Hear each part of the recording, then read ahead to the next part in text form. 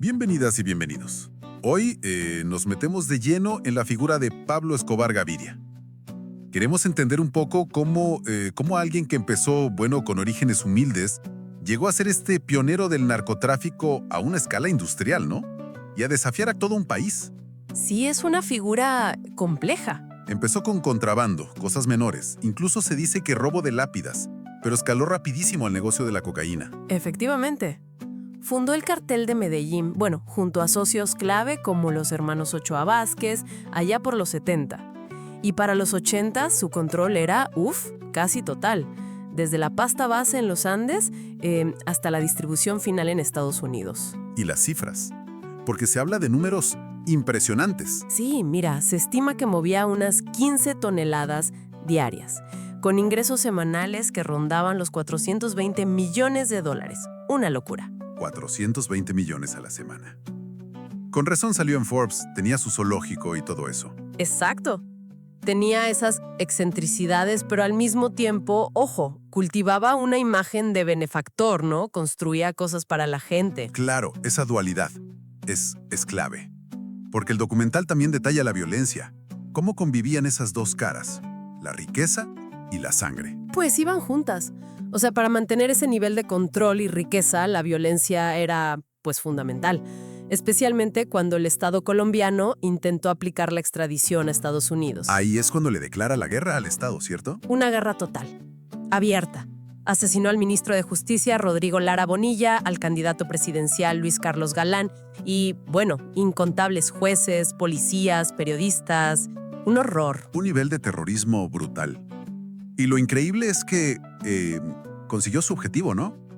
Logró que se prohibiera la extradición en la Constitución del 91. Sí.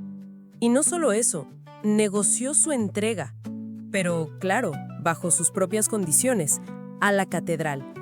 Una prisión que, bueno, básicamente él mismo controlaba.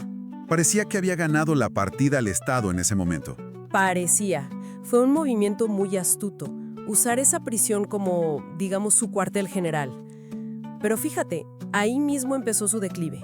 ¿Dentro de la catedral? ¿Cómo? Su autoritarismo creció demasiado. Empezó a cobrarle impuestos, como peajes, a otros narcos. Y el punto de no retorno fue cuando asesinó a socios, a gente importante como Galeano y Moncada, ahí mismo, dentro de la catedral. Eso debió generar mucho miedo y resentimiento. Exacto. Creó una fractura interna enorme y también alertó al gobierno de que la cosa se había salido totalmente de control. Cuando intentaron trasladarlo a una prisión de verdad, se fugó. Eso fue en el 92. Y esa fuga, bueno, marcó el principio del fin ya en serio. Porque ahí se formó una alianza muy particular para cazarlo, ¿no? Sí, algo sin precedentes. Se juntaron antiguos socios suyos, enemigos acérrimos, los llamados Pepes, perseguidos por Pablo Escobar. Que estaban financiados por el cartel de Cali, si no me equivoco, y liderados por gente como los Castaño, Don Berna. Precisamente. Ellos, más el propio cartel de Cali, más la fuerza élite del Estado, el bloque de búsqueda. Todos contra él. Lo fueron cercando poco a poco. Hasta que lo abatieron en Medellín en diciembre del 93. Así es, en un tejado. Su método había sido siempre el control total, el uso de sicarios, la extorsión y, bueno, alianzas estratégicas, ¿no? Con los Ochoa, con Rodríguez Gacha, con narcos bolivianos, incluso los primeros contactos con carteles mexicanos como el de Juárez para mover la droga. Todo eso sumado a la guerra que tenía con el cartel de Cali. Claro, generó un nivel de violencia y corrupción que penetró todo, hasta el Congreso, las instituciones. Entonces su muerte cierra esa era, la del gran capo visible, casi una celebridad oscura. Y el cartel de Medellín como tal, pues desaparece. Exacto. Se acaba esa estructura monolítica. El mundo criminal en Colombia se fragmenta. Surgen redes más, digamos, horizontales, como la oficina en Medellín, que era como una especie de ente regulador del crimen local. Y surge una nueva generación de narcos, ¿no? ¿Diferente? Muy diferente. Aprendieron la lección, quizá la más dura, de Escobar. La ostentación, la confrontación directa, eso atrae demasiados problemas, demasiada atención del Estado y de los rivales. Entiendo.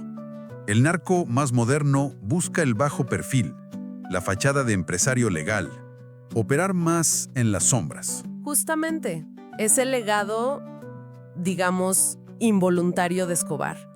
El sigilo le ganó a la fama.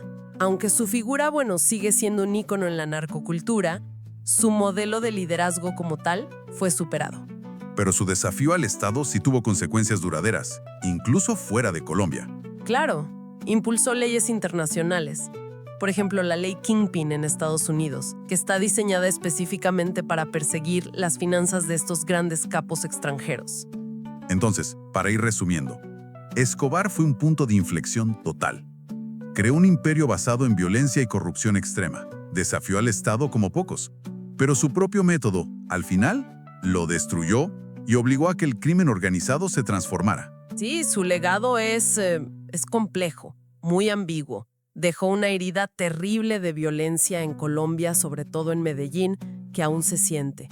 Pero también dejó un modelo criminal que, aunque ya no se siga al pie de la letra, sigue ahí, en la memoria colectiva. ¿Como una especie de advertencia o de lección? Exacto. La ostentación dio paso al sigilo, pero la sombra de ese poder, de ese desafío, de alguna manera persiste. Y nos deja una reflexión final, ¿no? Aunque ese estilo tan confrontacional de Escobar, esa búsqueda de cierta legitimidad social, parece algo del pasado, ¿hasta qué punto esa idea de desafiar al poder, de infiltrar la sociedad, sigue influyendo, quizás de formas más sutiles, en las estrategias de las organizaciones criminales de hoy en la región? Queda la pregunta abierta.